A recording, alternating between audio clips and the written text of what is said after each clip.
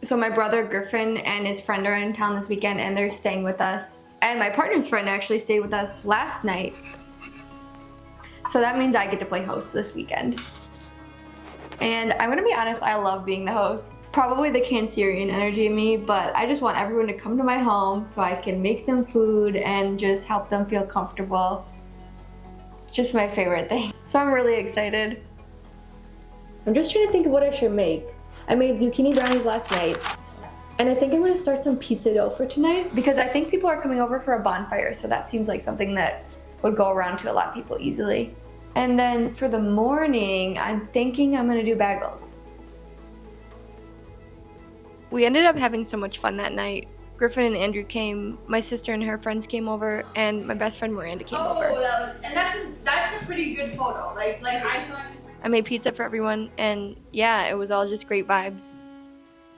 So much joy and laughter, just so much fun. The night honestly just flew by.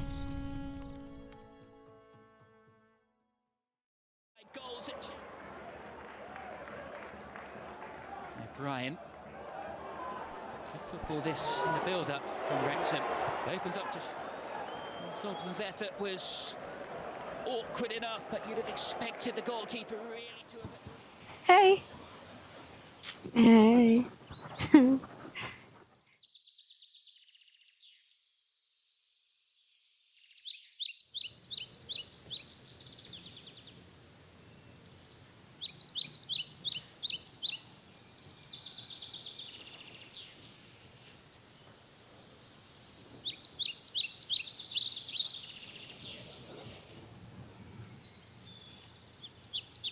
So I know last week I said I was going to start a much slower project.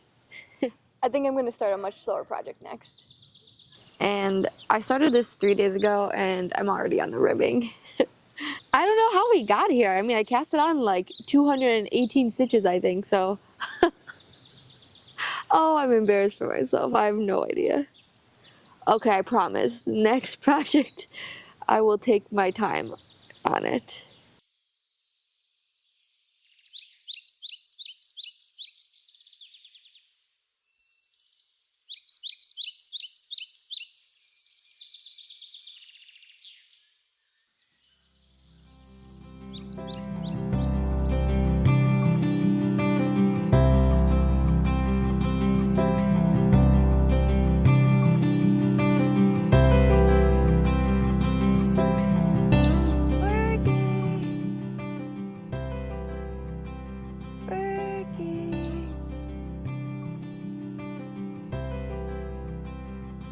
So the IndyCar race is actually in town this weekend, and fun fact about me, or well, more so fun fact about my dad, is he used to actually race IndyCars.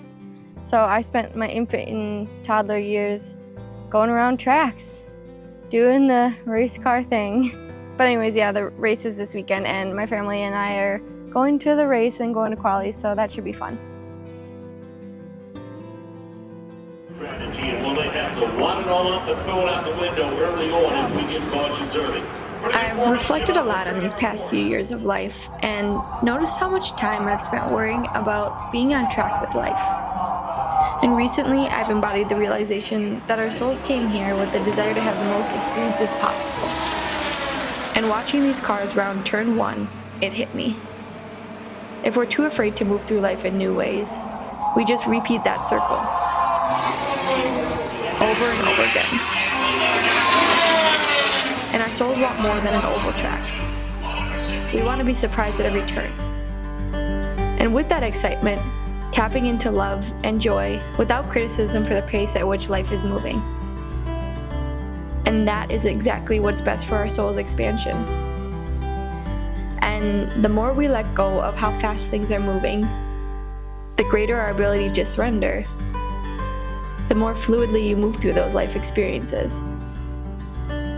We get so excited to hit lap times, but not every lap is a hot lap, and we don't always need to push. We create these visions in our head, and we need that vision to come to fruition now. We see our friends hitting those life markers that society expects of us, and we try to take control and speed things up. But we need to stop pushing for the pace that we want to be at and just be in the space and allow it to unfold as it should. Life isn't to be rushed, and there's so much beauty in that in-between state. And I think when you surrender to the flow of life, every lap does become that flying lap. And we have to remember when we look around and we see our friends living their lives that it's not a competition, and that life moves divinely as it should for you.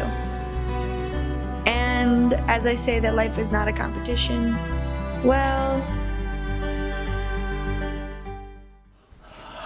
Okay. I'm competing against Griffey. We're competing.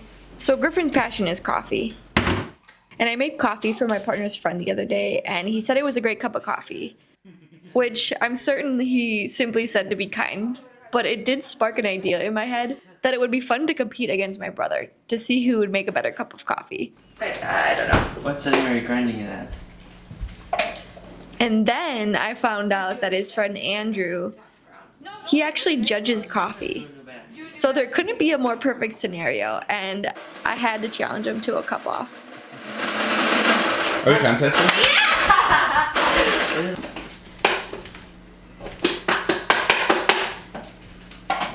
If you just do one hit, you got it, not 17. You never know. Yes. Oopsie. I'm doing it on the time war though. Or not time war. Is that what it is? What do I have? Rush through things, you know. And now we wait. But then yours gets messy. What? No, that's what you want. You want it to be grounds everywhere? Or it's on the sides like that? Yeah, it's nice. Mhm. That'd be even better. See how that's a fact.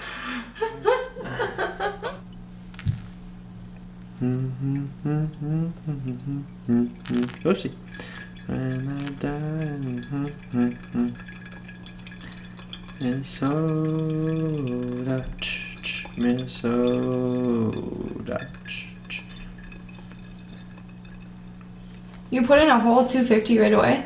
Well, I'm going to have a bigger ratio than you're doing. Oopsie.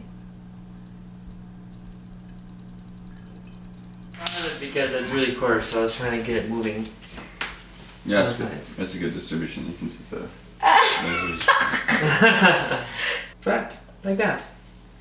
It's I done? don't know how you order your. How much time did it take you? It takes like V60 you want like 2 Okay, minutes. so it's my turn? 2 minutes, 3 minutes on the V60 and V10. You want like 2 to 3 minutes usually is like the rule of thumb for. Yep. Why is it bad? It's fine. I think this is gonna be hard to judge. Yeah. Okay, gotta pick my mug of choice. Grind some new. What? Out of 10, it's a 10. Whose fault is that? My coffee beans. A little. Well, that's okay. That's okay. What coffee do you usually use? Me? I mean anything. The ones from...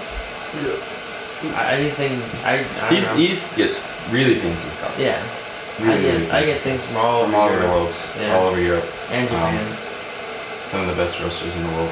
Well, But the coffee we get is like, it's like award-winning coffee from all over the world. From like Amsterdam. And Yeah. so what you're saying is that my coffee brings me to a level playing field. No, I think the grinder brings us to the living thing. Oh. Honestly, your pour technique is probably better for what you're doing. What with the I'm grinder doing, yeah. Than what I was doing. I was getting some pretty good clarity. There's definitely some flavors. It has that smell, you know, it has that like dark roasted smell to it. Is that a bad... Dark roast smells good. Yeah. But so dark roast is like, what happens, they start tasting the cooked taste versus Oh, I see. Yeah. the what is that? Have you ever roasted your own beans? Because I sort of want to do that. I've done a few times. You just roast, you just like pan fry them. I mean, so you can pan fry them. I would recommend getting a popcorn popper. Like a stovetop like popcorn that, yeah. popper with the you really want even roasting. Yeah, it makes sense. And they actually act a lot like popcorn. And you hear the popping sound. Yeah, you can. It's like hence the popcorn popper. Yes. Yeah. Yeah. Okay. You wanna go outside so Yeah. He bad, went up but the you tree can't? this morning, so he's inside. You went up the tree Yeah, this he's one. morning? Yeah. Oh He's my been banned goodness. from outside for So today. he is inside today. Ah, okay. I'm done. Test all you want. Okay. My coffee was made first, so you're gonna get some flavors from my pour. What I'm thinking is mine's gonna take like crap and he's gonna be nice about it. But you gotta taste them together too. Oh. How would you compare? But yours is probably That's actually better. shit. That actually, it might be, yeah. No, Yeah. for the, and yeah, it might be like the No, second. it does too much. It's too much extraction. in the thing. Pour. Yeah. Mm-hmm. That means I won. Yeah.